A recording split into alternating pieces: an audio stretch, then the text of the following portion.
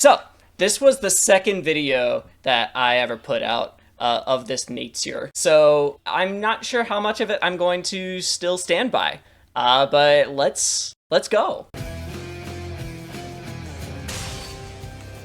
It's not a perfect reference, since I'm pretty sure metal is only associated with the Christian interpretation of hell, but it sounds great, so who's complaining? Okay, so pause number one, I knew that was coming. That's just wrong. I don't know why I didn't do more research on that. Of course, Christian hell isn't the only kind of hell associated with metal. All hell is associated with metal. I don't know where I got that idea. It's wrong. Also, can we talk about how this was back when I was like, I have to sound a certain way when I make a YouTube video, or people won't take me seriously. Most of the zones in the game have 3 or 4 region-specific tracks that can play. This graphic took me so darn long to make, but I'm glad I did. It was worth it. And it's not the most time-consuming thing I did in this video. We'll get there. Also, I think this was the video I made this frame for. This purple one that I still use for my patron names. I think this is where that comes from. I don't think I used it in Snow and Summer. This graphic gave me more than I ever expected it to. I remember I made it by like putting circles at the corners of a rectangle and then like getting down to the pixel level and like shaving off the parts of the circle that didn't belong. I don't know how I even thought to do that, but whatever works. This color theory doesn't really work, does it? Arrow kind of blends in with the background. Docking points for that. We don't need the CC? Okay. But you'll probably only hear 2. Each of those tracks has up to 7. Ooh, I don't like that. I said you'll probably only hear 2, but then highlighted 3 in Asphodel. I'm confused by what I was trying to do here, and then I don't show it for very long either before moving on. Oh well. Between battles, part of that fades out. After a couple chambers with the Chillin' stage, the track usually moves into the Groovin' stage, and the melody comes in. If you're lucky, you get some guitar action too. Oh, it just bumped my darn mic. Another thing that took a long time for this video was every single time you see this in the side, I'm sure that there are tools that will help you make interactive UIs or something similar like that that's really easy to automate, but I did every single bit of this completely manually. All of the, like, I made the triangle separately, I faded everything in and out, I moved everything over by hand. It was a lot of work. Then it waits for the current measure to end and launches into a segue that brings the track into the opening phrase of the jammin' stage, no matter what part of the track was playing before. I feel like I go through that really fast in this part. There's a lot going on. No way, that's how segue is spelled? I have bad news for you. This graphic isn't entirely clear. What I was trying to convey here is that one of these 3 tracks plays in the softest part. I think when you move into the room, that's the only time you hear the full mix of the groovin' stage, as I called it, and then it finds a place in the music to segue into jammin'.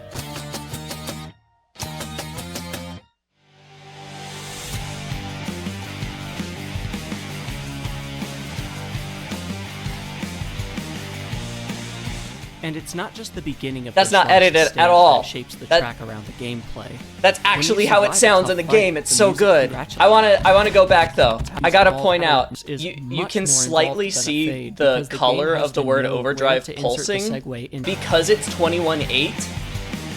Like, I couldn't just do it over and over and over. It takes a long time to cycle. No, of course I didn't do it one pixel at a time. I just faded the opacity up and down. Your brain lights up like a TV. I don't care. Don't advertise to me when I'm watching my own content. Ad revenue indeed. I just made, I was gonna say almost 1 cent, but no, not even that. Most songs are written entirely in 4/4, which means there are 4 quarter notes in a measure. I'm pretty sure to make that list, I just went through the Billboard Top 100 from the last like 50 years and just picked a bunch of 4/4 songs from there. 4/4 is very pervasive. I regret choosing Mary Had a Little Lamb. I could have found something more interesting. It sounds like I do know how to put music score in dark mode now. As you have seen in later videos, I learned how to do a lot of fun stuff with the sheet music. I talked over my punchline. Oh god, what happened? Okay, let's That was fun to draw. Yeah, of course I recorded the oh god, what happened. I think if I remember right, I was like in the corner of my room facing away from the microphone. No problem, right? I'm sure Darren Korb just counted to 21 really fast over and over as he recorded this piece.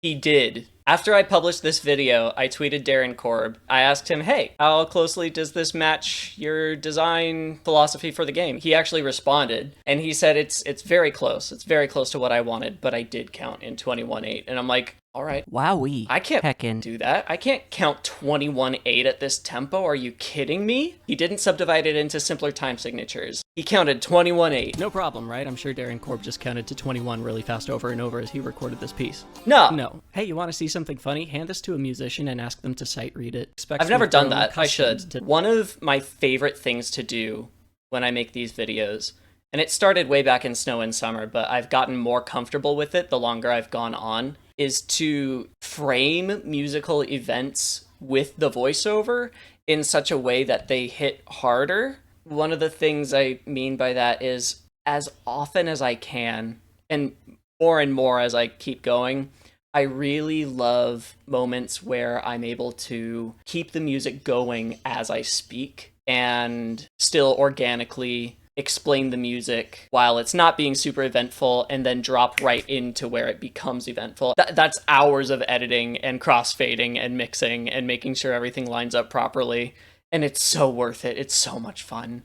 The payoff is amazing. I love when you do that. I love that it's appreciated. It's genuinely my favorite thing to do in these videos. The analysis and the discussion, it's all helpful, but at the end of the day, I think the main goal and the main value of my content is to make people feel things harder when they listen to music. And the best way to do that is with music, not with words. I think that's actually a really important part of it. And now, Lil Baby Jonathan's gonna ask if you can please get him to ad revenue. If you want which to you see did, more video so thank game you. Soundtrack analyses like this one, consider Please subscribing to help me subscribe. push for monetization Please. so I can keep paying for Adobe's outrageously priced software. I don't pay Thanks. for Adobe's And see you outrageously next priced time. software anymore. I want to listen to Out of Tartarus.